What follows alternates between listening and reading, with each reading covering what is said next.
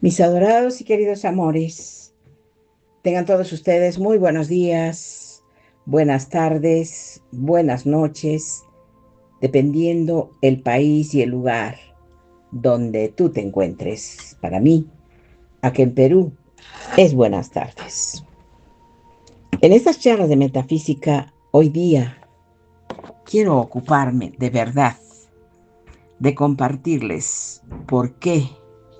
Bueno, todos creo que ya sabemos que han prohibido los evangelios apócrifos y también porque han prohibido la Biblia etíope, que está completa con 81 canon, vamos a decir más claramente, 81 verdades máximas que no les convenía que nosotros nos enteráramos. Pero esa Biblia se ha mantenido intacta y nadie ha podido abrirla, ni ultrajarla, ni partirla, ni borrarla, ni acomodarla a su disposición.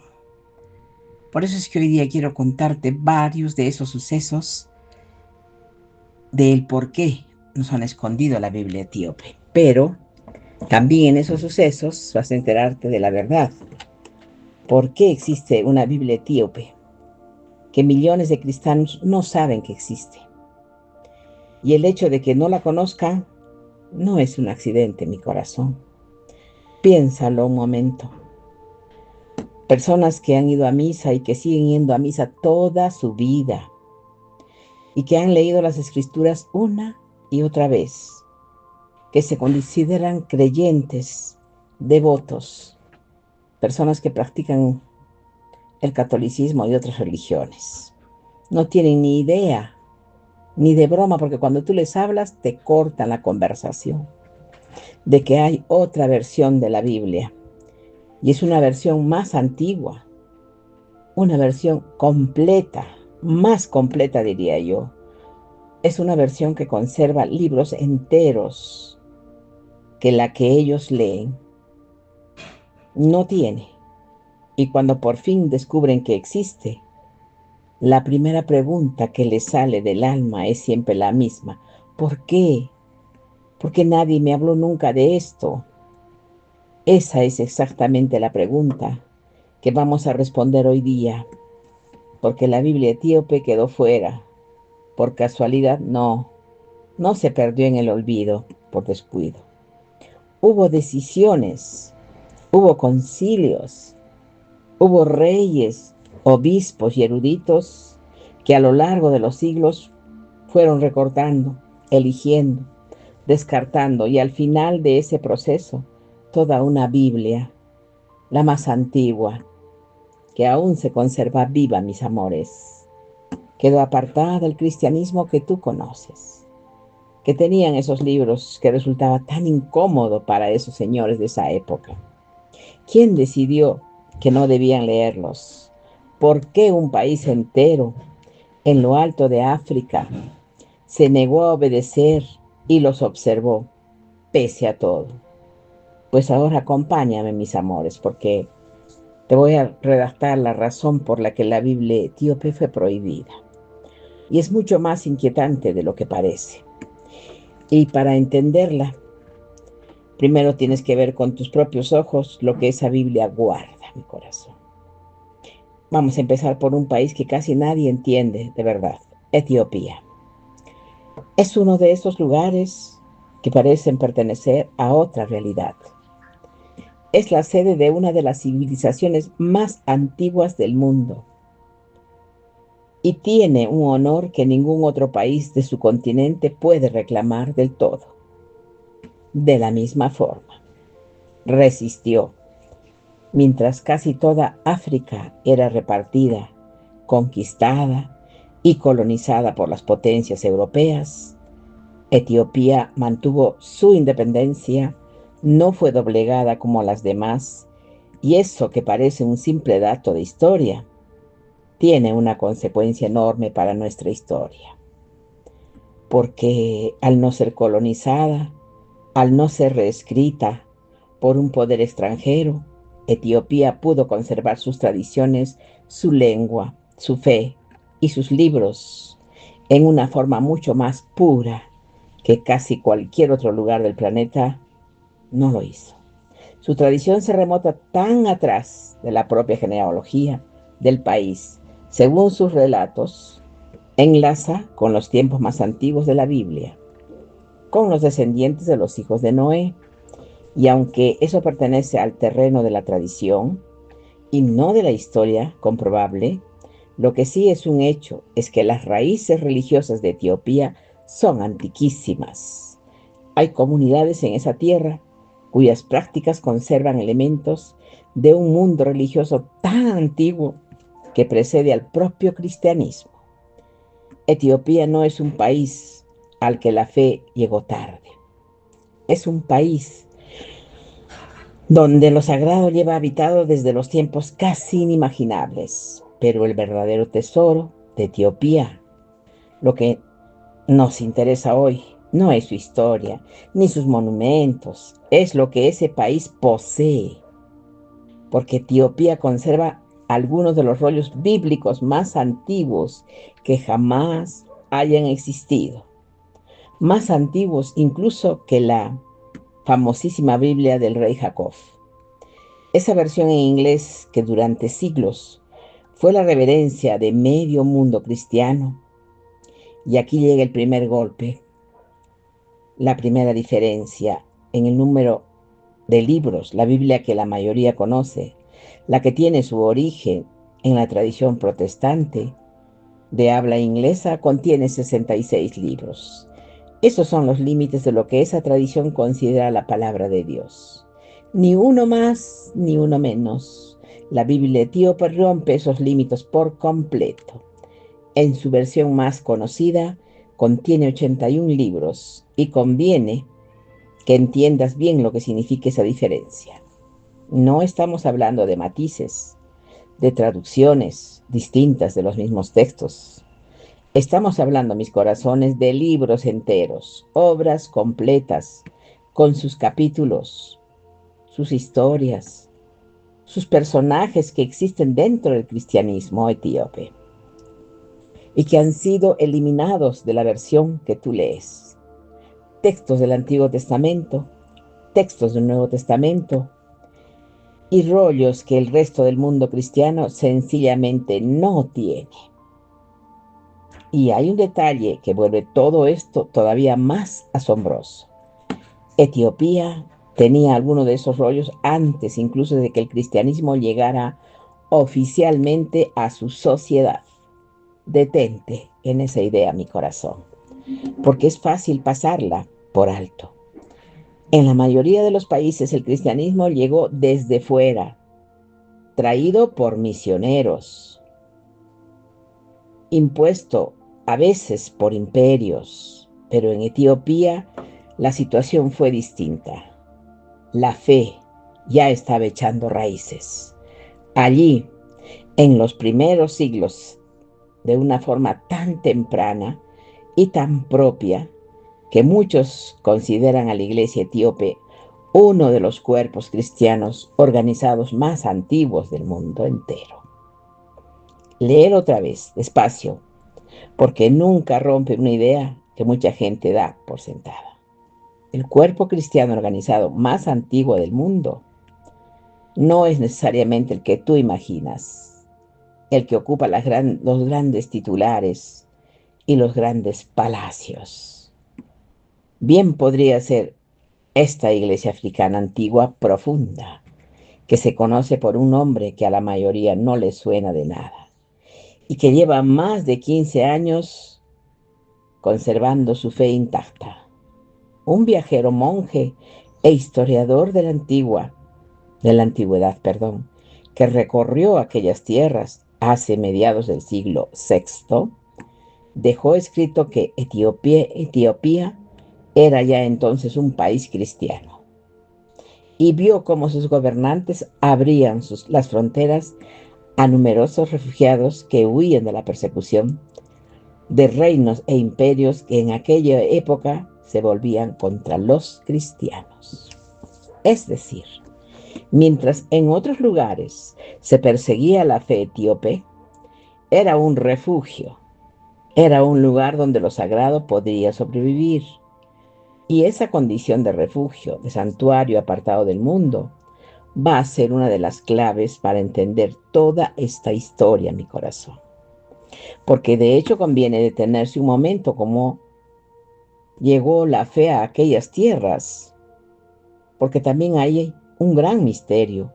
Según una tradición que aparece en la propia Biblia, en el libro de los Hechos de los Apóstoles, se cuenta la historia de un alto funcionario que servía a una reina etíope, un hombre que regresaba a su tierra leyendo las escrituras sin terminar de comprenderlas, hasta que en el camino se encontró con uno de los primeros seguidores de Jesús, que se las explicó y allí mismo pidió ser bautizado.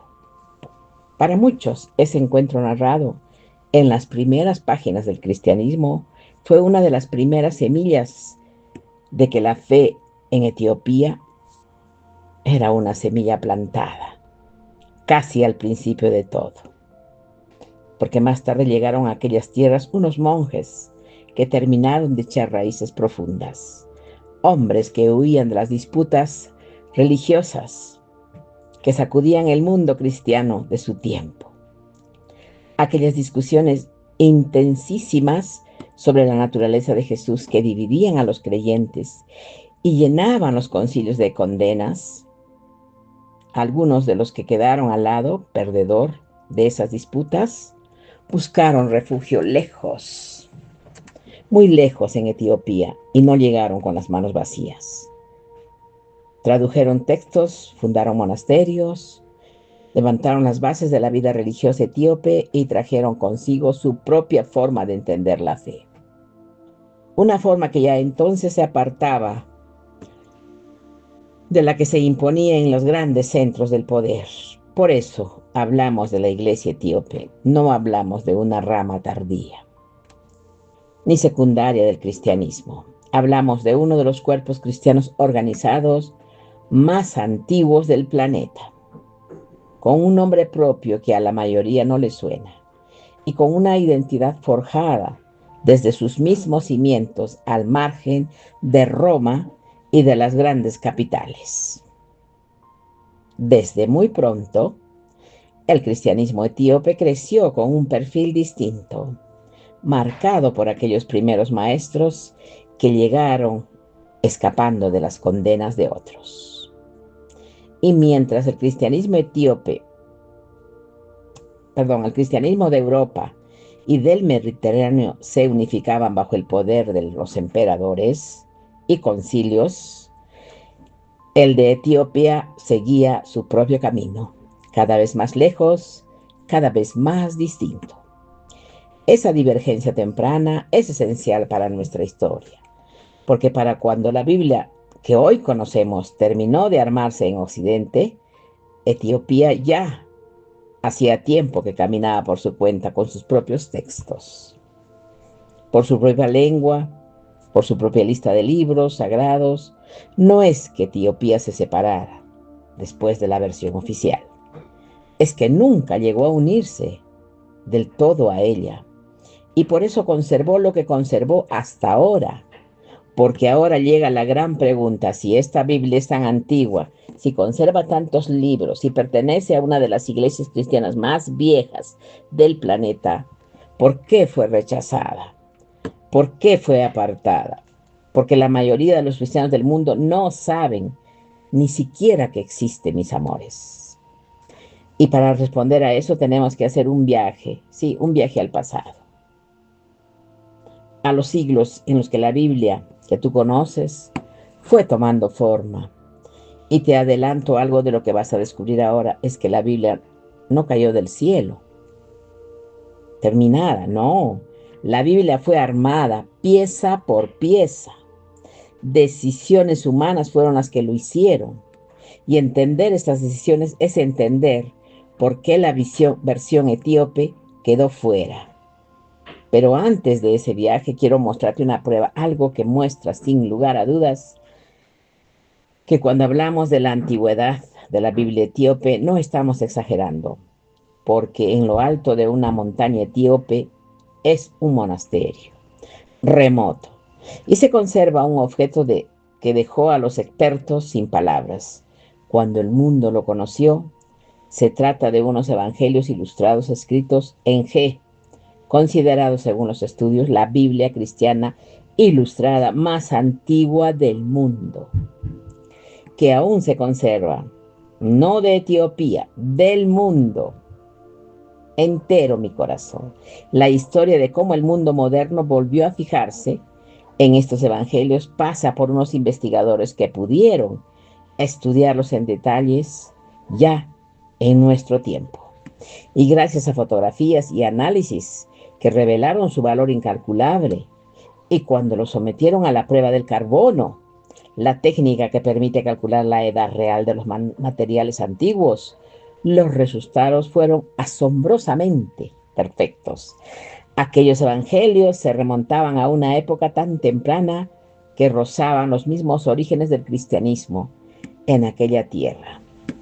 100 años o más de antigüedad, un libro que había sobrevivido intacto con sus ilustraciones a color todavía vivas, escondido en una montaña, y mientras el resto del mundo ni siquiera sospechaba que existía. Piensa en lo que esto significa para nuestra pregunta. Significa que la Biblia etíope, curiosidad reciente, ni una versión deformada y tardía, es en su raíz uno de los testimonios más antiguos del cristianismo, que por ahora existe y sin embargo fue apartada. Esa contradicción, la de un texto antiquísimo y a la vez ignorado, es justo lo que hace que la pregunta del por qué resulte tan irresistible. Ahora sí, hagamos el viaje pasado. Quiero que olvides por un momento la idea de que siempre existió una Biblia como única Biblia fija e inmutable, porque no fue así. En los primeros siglos del cristianismo no existía una sola Biblia. Existían muchísimas versiones de distintas partes de las Escrituras. Existían muchísimas interpretaciones diferentes de lo que esos textos querían decir.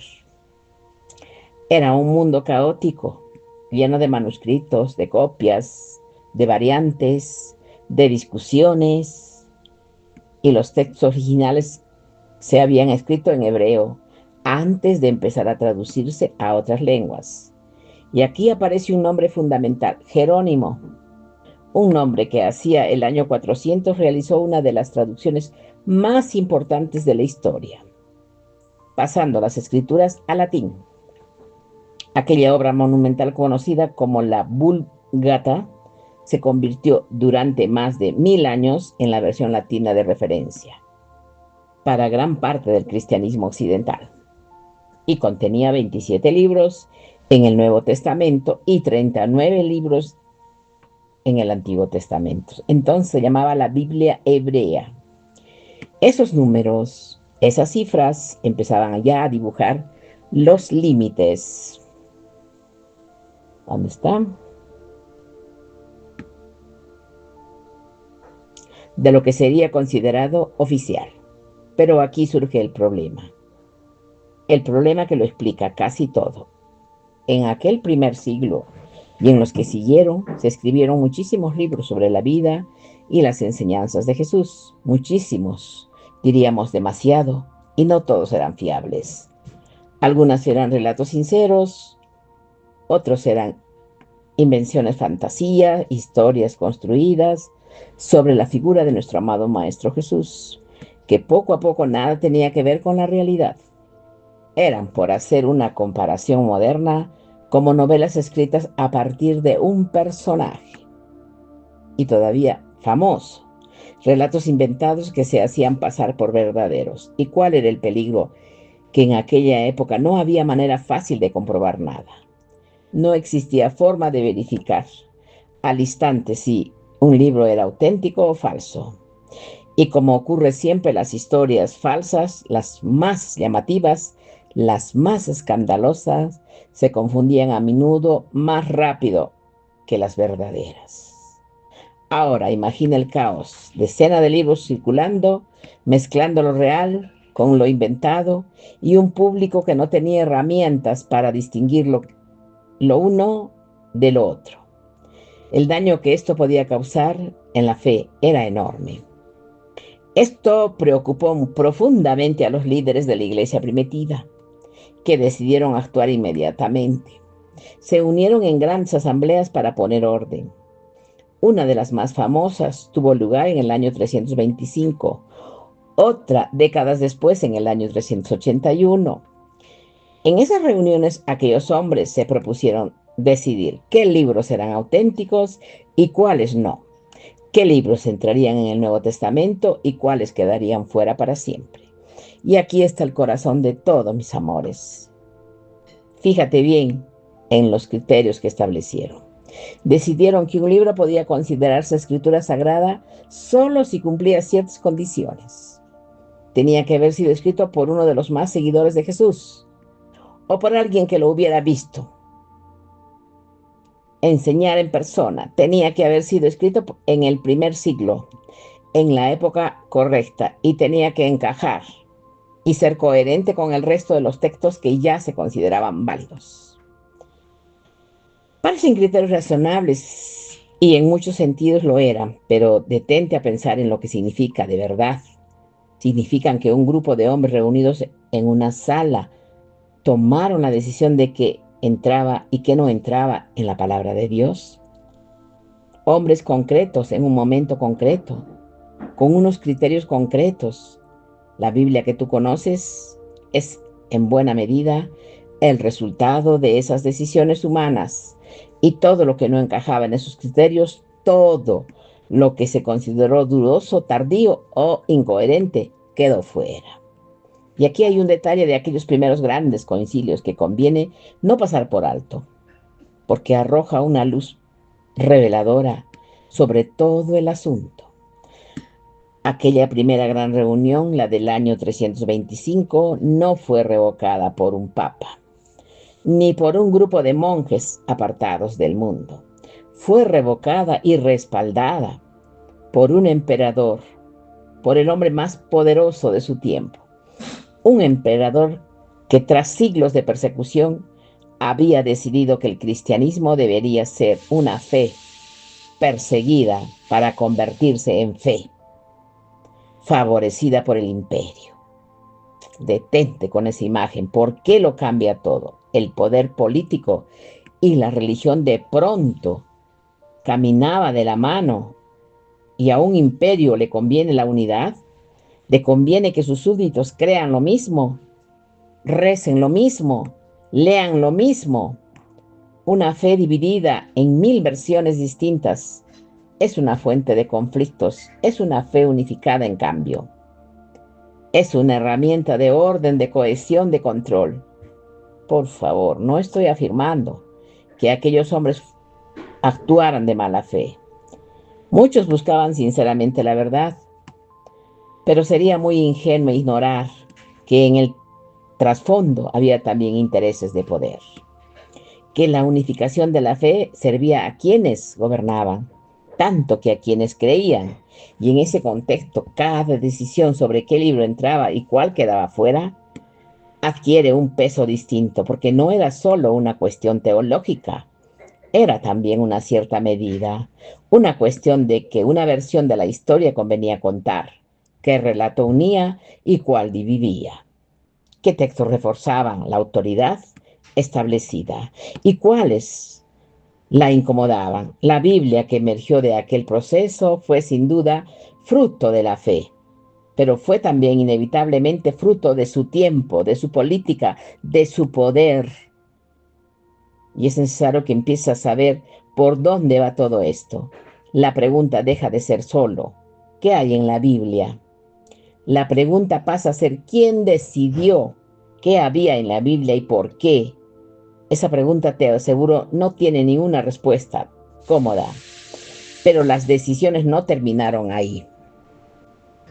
Y faltaba todavía un capítulo decisivo, quizás el más decisivo de todos, y tiene que ver con un rey. Ahora avancemos con el tiempo. Han pasado los siglos. La Vulgata de Jerónimo llevaba ya unos 500 años siendo la referencia, y sin embargo seguía habiendo numerosas versiones distintas de la Biblia circulando por el mundo. Tantas que aquello se había convertido en un problema, y ese problema llegó a oídos de un monarca poderoso. un rey que reinaba a comienzos del siglo X, en una época de tensiones religiosas intensísimas. A ese rey le inquietaban profundamente las diferencias y las diferentes versiones de la Biblia que andaban sueltas por su reino. Quería algo concreto. Quería una versión que pusiera fin a las disputas religiosas. Una versión única, definitiva, que zanjara las discusiones. Y por favor, no nos engañemos. También quería una versión que reforzara su propio poder. Porque todo era conveniencia, ¿verdad, mis amores? Porque controlar el libro sagrado de un pueblo es controlar algo muy profundo de ese pueblo. Varios sacerdotes además le pidieron al rey que hiciera cambios, advirtiéndole que de algunas de las traducciones que circulaban estaban sencillamente mal hechas, llenas de errores. Así que el rey tomó la decisión histórica. Reunió a un grupo de expertos, unos 47 eruditos, para revisar todas las traducciones de la Biblia que ya existían. Los dividió en 6 grupos y cada grupo trabajó por separado en distintas partes del proyecto. Y durante 7 largos años, aquellos hombres tenían que seguir reglas estrictas para no dejar que sus propias opiniones contaminaran al pueblo. Usaron diversas herramientas para tratar de ser fieles a la lengua original. Y cuando al fin de esos años el rey y los sacerdotes compararon los trabajos de los distintos grupos, encontraron algo que les pareció casi milagroso. A pesar de haber trabajado separados, lejos unos de otros, sus resultados coincidían y vieron que esa coincidencia era una señal, era una confirmación de que iban por el buen camino. Y así en el año 1616 la Biblia del rey Jacobo, y gracias a los avances de la imprenta, se convirtió en una de las versiones más accesibles, más difundidas, más leídas de toda la historia. Llegó a millones de personas, se metió en millones de hogares y al hacerlo fijó en la mente de medio mundo una idea muy concreta de qué era la Biblia y qué libros la formaban. Y aquí hay algo que merece una reflexión porque es sutil, pero importantísimo. Una vez que millones de personas crecen leyendo una única versión, una vez que esa versión se imprime, se reparte, se lee en las iglesias y se enseña a los niños, generación tras generación, esa versión deja de parecerse una elección, empieza a parecerse la única posibilidad. La gente deja de preguntarse por qué estos libros y no otros. Sencillamente porque ya no imagina que pudiera haber otros. La costumbre se disfraza de eternidad.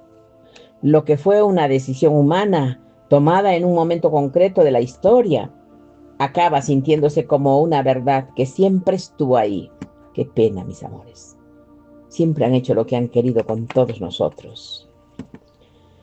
Inmutable, indiscutible y así sin necesidad de prohibir nada de forma explícita, todo lo que quedó fuera fue desapareciendo de la memoria colectiva, no porque alguien lo borrara cada día, sino porque sencillamente dejó de mencionarse y lo que no se menciona con el tiempo es como si ya no existiera. ¿Y qué pasó con todo lo demás? Pasó lo inevitable. Aquellas decisiones de los otros concilios antiguos, de las de Vulgata, de las de la Biblia del rey Jacobo, hicieron que ciertos libros simplemente no entraran en la Biblia que la mayoría de los cristianos tiene hoy. Y mientras tanto, lejos de todo este proceso, en las montañas de Etiopía, la Biblia etíope conservaba y conserva todavía los textos intactos sin recordar. Nada lo han recortado, mis amores, nada lo han detenido. Ahí lo tienes, 2 caminos. En Occidente, un proceso de siglos de selección de recorte, de unificación bajo el poder de concilios y reyes, mientras que en Etiopía la conservación silenciosa de todo lo que se había recibido, y al final de estos 2 caminos, 2 Biblias distintas, una recortada y otra completa. Pero esto solo responde a una parte de la pregunta. ¿Sabemos cómo se formó la Biblia occidental? ¿Sabemos que en este proceso se dejaron libros fuera? Pero todavía no sabemos exactamente por qué los libros de la Biblia etíope en concreto fueron rechazados. Y resulta que no hay una sola razón, hay varias razones, mis amores. Principalmente, y la tercera es la más inquietante de todas, quiero que prestes mucha atención. A partir de aquí, porque cada una de estas razones por sí solas ya explicarían en parte el rechazo. Pero es cuando las juntas todas, cuando ves cómo encajan unas con otras y cuando comprendes de verdad la magnitud de lo que ocurrió, no fue un solo golpe, fue una suma de fuerzas actuando durante siglos en la misma dirección, hasta empujar a toda una Biblia fuera del relato oficial de la humanidad. Y la última de esas fuerzas, la que toca el poder, es la que más gente prefiere no mirar de frente. Vamos por la primera razón. La razón principal, la que se da de forma más oficial, tiene que ver con esos libros adicionales que contiene la Biblia etíope. Son textos que reciben un nombre técnico, un nombre que conviene que conozcas porque es la llave de todo. Este punto se le llama pseudoepigrafes. Pseudoepigrafes, sí. ¿Qué significa esa palabra tan extraña? Significa básicamente obras de autoría falsamente atribuida. Textos cuyo supuesto autor no es el autor real. Libros escritos por alguien que firmó con el nombre de una gran figura del pasado para darles autoridad. Imagina que alguien hoy escribiera un libro y lo firmara con el nombre de una persona famosa, ya fallecido, para que la gente le hiciera caso.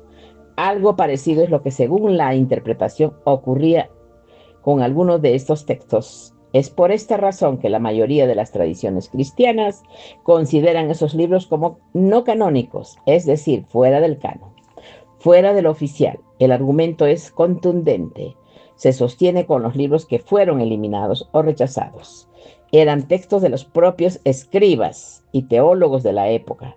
Ya sabían que no estaban inspirados por Dios, que muchas personas antes y después de Jesús escribieron libros por intenciones poco honestas, a veces incluso con malas intenciones, y apartarlos fue una forma de proteger la verdad de la mentira. Hay quien defiende esta postura con una comparación muy clara. Dicen, imagina que alguien escribe hoy un libro afirmando una mentira evidente sobre un personaje muy querido y admirado. Hoy ese libro fracasaría, porque todos sabemos que es falso. Pero darle ese libro 500 años, imagina a alguien que lo encuentre dentro de 5 siglos, sin conocer el contexto, esa persona del futuro podría llegar a creer que la mentira era verdad. Y para evitar que esas mentiras se propaguen hacia el futuro, dicen, hay que arrancarlas de raíz. Ahora, esa es la lógica de quienes defienden la exclusión de esos libros. Pero para que de verdad entiendas lo que estaba en juego, tienes que saber que contienen en concreto, algunos de esos textos apartados, porque no son páginas aburridas ni listas de nombres. Son algunos de los relatos más extraordinarios, más inquietantes que se hayan escrito jamás. Y cuando los conozcas, entenderás por qué dejarlos dentro o fuera de la Biblia. No era una decisión menor. Empecemos por el más famoso de todos, el libro de Enoch. El libro que tú lees, Enoch, apenas aparece. Se dice que él, una frase extrañísima, que caminó con Dios y que luego desapareció, porque Dios se lo llevó y nada más. Pero en la Biblia etíope, Enoch tiene un libro entero, y lo que ese libro cuenta es de otro mundo. Habla de unos ángeles que descendieron a la tierra, unos seres llamados los vigilantes, que abandonaron el cielo y fueron atraídos por las mujeres humanas. Habla de cómo esos ángeles enseñaron a la humanidad secretos prohibidos, el arte de fabricar armas, el conocimiento de la magia, de los metales, de las estrellas, y habla de unas criaturas que nacieron de aquella unión imposible, unos gigantes que sembraron el caos sobre el mundo. Imagina ahora la situación de aquellos que tenían que decidir qué entraba en la Biblia. Tenía delante de él un texto antiquísimo, respetado, que hablaba de ángeles caídos, de conocimiento prohibido y de gigantes. Es un texto que planeaba preguntas enormes sobre el origen del mal, sobre la relación entre el cielo y la tierra. Lo dejaban dentro con todo lo que eso implicaba, o lo apartaban precisamente porque lo perturbador de su contenido occidental lo apartaron en Etiopía. Lo conservaron como palabra sagrada. Y esa sola diferencia ya te dice hasta qué punto eran dos formas distintas de entender la fe. Pero Enoch también tenía el libro de los jubileos, un texto que vuelve a contar la historia del Génesis, la creación de Adán y Eva, el diluvio, pero con detalles que la Biblia común no incluye. Ponle nombres a personajes que en tu Biblia no los tiene. Resuelve enigmas que el texto que conoces deja que el aire. Y lo más llamativo, propone una forma distinta de medir el tiempo. El calendario propio, basado en ciclos sagrados. Eso no parece un detalle técnico. Tenía consecuencias enormes porque afectaba a cuánto debían celebrarse las fiestas sagradas. Y cuando dos tradiciones no se ponen de acuerdo, ni siquiera en el calendario de lo sagrado, la distancia entre ellas se vuelve insalvable. Y hay más, la Biblia etíope conserva libros de los macabeos, en versiones propias, distintas de las que conoces, llenas de relatos de resistencia y de fe. Conserva epístolas escritos sobre las organizaciones de las iglesias, textos litúrgicos antiquísimos, todo un universo de literatura sagrada que en el resto del mundo cristiano sencillamente se dejó caer. Cada uno de esos libros es una puerta a una versión del cristianismo más antigua, más rica y más extraña de lo que la mayoría de la gente imagina.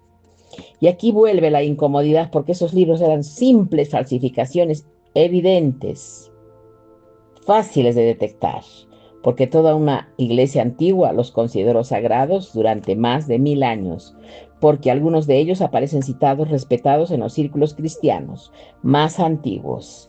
La respuesta oficial dice que se apartaron por dudas sobre su autoría y su inspiración. Pero la sospecha que queda flotando es otra, la sospecha de que algunos se apartaron no porque fueran falsos, sino porque eran demasiado, sí, demasiado extraños, demasiado poderosos, demasiado difíciles de controlar, dentro de un relato que se quedaría limpio y ordenado. Es un argumento sólido, es un argumento razonable, y hay que reconocerlo, mis amores. Pero como verás enseguida, no es el final de la historia, porque esta primera razón, la teología, la oficial, deja una pregunta en el aire que no termina de cerrarse. Si alguno de esos libros eran citados, respetados y considerados sagrados por toda la iglesia antigua, durante más de 1000 años, de verdad, ¿eran todos simples falsificaciones evidentes o había algo más en ellos? Algo que había más allá de la cuestión de quién los escribió. Guarda, por favor, esta pregunta, porque vamos a volver a ella antes de la segunda razón. La segunda razón por la que la Biblia etíope fue apartada es mucho más simple, pero igual de poderosa. El idioma, la Biblia etíope está escrita en Ges, una lengua antigua de Etiopía. No con el paso de los siglos. Dejó de hablarse de una vida cotidiana. Una lengua que fuera de los círculos religiosos etíopes prácticamente nadie en el mundo puede leer. Y piénsalo, un libro escrito en una lengua que casi nadie entiende. Es un libro invisible, está ahí, existe, pero permanece encerrado tras una muralla de incomprensión. No puedes discutir lo que no puedes leer. No puedes valorar lo que no puedes traducir. Y durante siglos ese idioma mantuvo a la Biblia etíope aislada, lejos del alcance de los estudiosos, en otras tradiciones, lejos de los debates, lejos del mundo. A esa barrera del idioma se sumó la falta de traducciones a otras lenguas y las prácticas únicas, casi desconocidas, que la propia iglesia etíope. Todo ello hizo que esta Biblia permaneciera en una especie de penumbra, conocida por unos pocos, ignorada casi por todos. No hizo falta prohibirla. Con un decreto bastó con que estuviera escrita en una lengua que el mundo había olvidado. Porque el olvido a veces es la prohibición más eficaz de todas. Y conviene que comprendas hasta qué punto esa barrera era infranqueable. Durante siglos los grandes centros de estudio del cristianismo trabajaban con el latín. con el griego, con el hebreo. Esas eran las lenguas de la erudición. Las lenguas en las que se discutía, se traducía, se debatía el eje. No estaba en ese mapa. No era una lengua de otro continente, de una tradición aislada, que prácticamente ningún estudioso occidental sabía leer. Así que, aunque alguien hubiera querido examinar la Biblia etíope, comparar sus textos, valorar sus libros, sencillamente no podía hacerlo. Era como tener delante un cofre lleno de tesoros, pero sin la llave para abrirlo. Y esa barrera del idioma se sumaba a la barrera de la distancia. Estos textos no estaban en cómodas bibliotecas en ciudades asequibles, estaban en monasterios, encaramelados en montañas, en lugares en los que solo se llegaba tras horas de camino y se subía mucho esfuerzo, de lejos, de rutas, lejos de los ojos del mundo, custodiados por comunidades que vivían volcadas en la oración y en la conservación de lo sagrado, no en su difusión de la fe etíope, que intentó conquistar el mundo, no, ni traducir sus libros a 100 idiomas, vivió puertas adentro, con una fidelidad asombrosa a su propia tradición, y esa misma fidelidad, ese mismo recogimiento, que también protegió los textos del paso del tiempo, fue lo que los mantuvo invisibles para todos los demás. Junta las dos cosas, una lengua que casi nadie podía leer, unos textos guardados en lugares casi inaccesibles. No hacía falta una conspiración, ni una orden de silencio. La propia naturaleza de las cosas se encargó de que la Biblia etíope permaneciera en la penumbra, conocida por unos pocos monjes en lo alto de las montañas, y estaba ignorada por millones de cristianos que bajo el resto del mundo leían sus Biblias, recortadas sin sospechar siquiera que existía una versión completa. Y ahora, si la tercera razón, la más controvertida, la que muchos prefieren no tocar, la política, el poder, aquí entramos en un terreno delicado. Así que voy a ser honesto contigo, mi corazón, y separar con cuidado lo que es hecho de lo que es interpretación. Lo que sí podemos afirmar es esto: en los primeros siglos del cristianismo, el poder político tuvo un peso enorme en la religión. Y cuando el cristianismo pasó de ser una fe perseguida a ser la religión de un imperio, los gobernantes empezaron a interesarse muchísimo por ella. Y a los gobernantes históricamente no siempre les ha preocupado el crecimiento espiritual de sus súbditos. Les ha preocupado el poder, la estabilidad, el control. Y a partir de ese hecho hay alguien que sostiene una interpretación mucho más inquietante, y la sostiene que durante aquellos primeros siglos los textos que no encajaban con la versión de la historia que convenía de poder fueron sencillamente apartados de una fe unificada. Con un solo libro oficial era mucho más fácil de controlar que un mar caótico de textos diversos. Y en sus versiones más extremas hay quien llega a afirmar que se llegó incluso a ordenar la destrucción de aquellos rollos que no entraran en la versión apropiada. Algunos sacerdotes obedecieron, otros desobedecieron, los escondieron para salvarlos del fuego. Quiero ser más claro aquí. Por esto es muy importante que te mantengas con la cabeza fría. Esta última parte, la de las órdenes de destrucción y los rollos escondidos por sacerdotes rebeldes, pertenece al terreno de la interpretación y la teoría. No es un hecho documentado de forma indiscutible.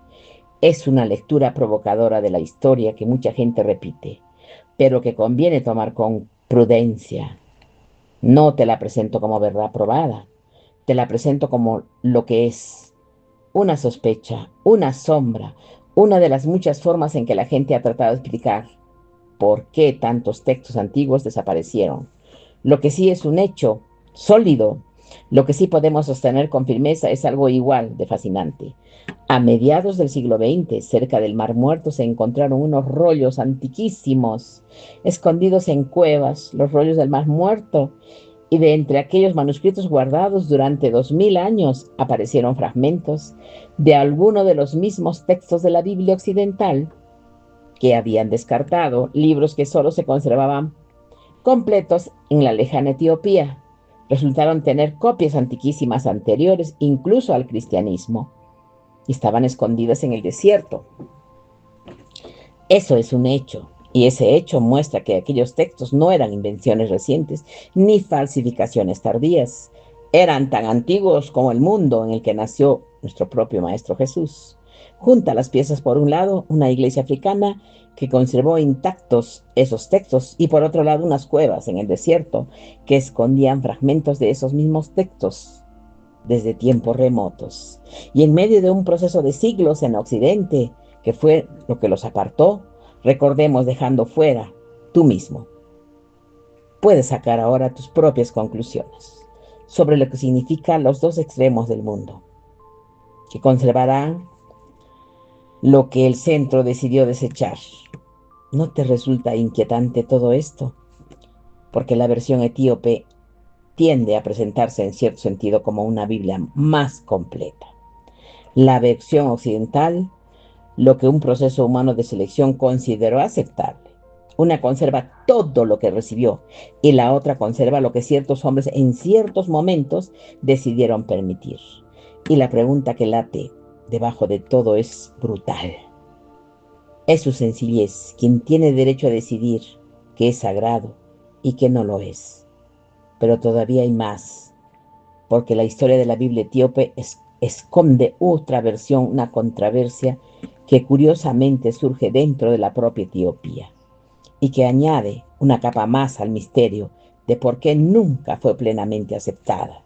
Resulta que la Biblia etíope, un solo canon, tiene dos. Antes de seguir, conviene aclarar qué es un canon, porque la palabra se usa mucho y no siempre se entiende.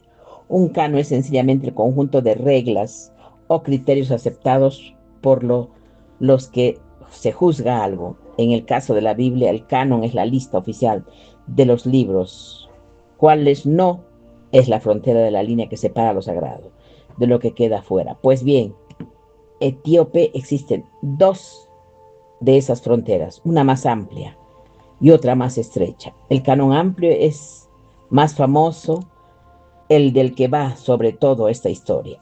Es el que contiene 81 libros, en el que encontramos el libro de Enoch, el libro de Jubileos, libro de los Macabeos, en las versiones etíopes, epístolas y textos que en ningún otro lugar se consideran sagrados. Es la versión rica, completa, desbordante, pero existe también un canon estrecho, una versión más reducida con menos libros. Y aquí aparece un detalle histórico fascinante. Esa versión más estrecha fue impulsada en una época relativamente reciente bajo el reinado de uno de los emperadores más conocidos en Etíope, ya en el siglo XX. Aquella versión se proclamó la oficial y completa de la Biblia etíope, dejando fuera algunas de las escrituras que sí aparecen en el canon amplio. ¿Y qué consecuencia tuvo eso? Una consecuencia enorme para nuestra historia. Significa que ni siquiera dentro de Etiopía había un acuerdo absoluto sobre lo que contenía exactamente su Biblia. Había una versión con más libros y otra con menos. Había en cierto modo una contradicción interna. Y esa contradicción, esa falta de única versión cerrada e indiscutible, fue otro de los factores que contribuyeron a que el resto del mundo no las aceptara. Es difícil convencer a los demás de la autoridad de un libro cuando ni siquiera en su tierra origen hay una sola versión definitiva. El canon amplió, además de ni siquiera se ha vuelto a reimprimir en su forma completa desde comienzos del siglo XX, lo que hace que algunos de sus textos sean todavía más difíciles de encontrar y de estudiar. Y aquí hay una lección que va mucho más allá de Etiopía, una lección que toca el corazón de todo lo que es la Biblia, porque el caso etíope con dos cánones con sus libros que entran y salen, es la prueba viviente de algo que mucha gente prefiere no ver. La Biblia no es, ni ha sido nunca un solo libro caído del cielo.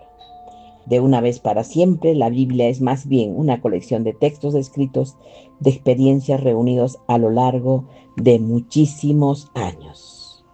Y ahí es precisamente en donde nace el problema, porque distintos grupos religiosos, incluidos los más aceptados y reconocidos, tienen una larga historia de incluir y excluir textos según sus propios criterios teológicos.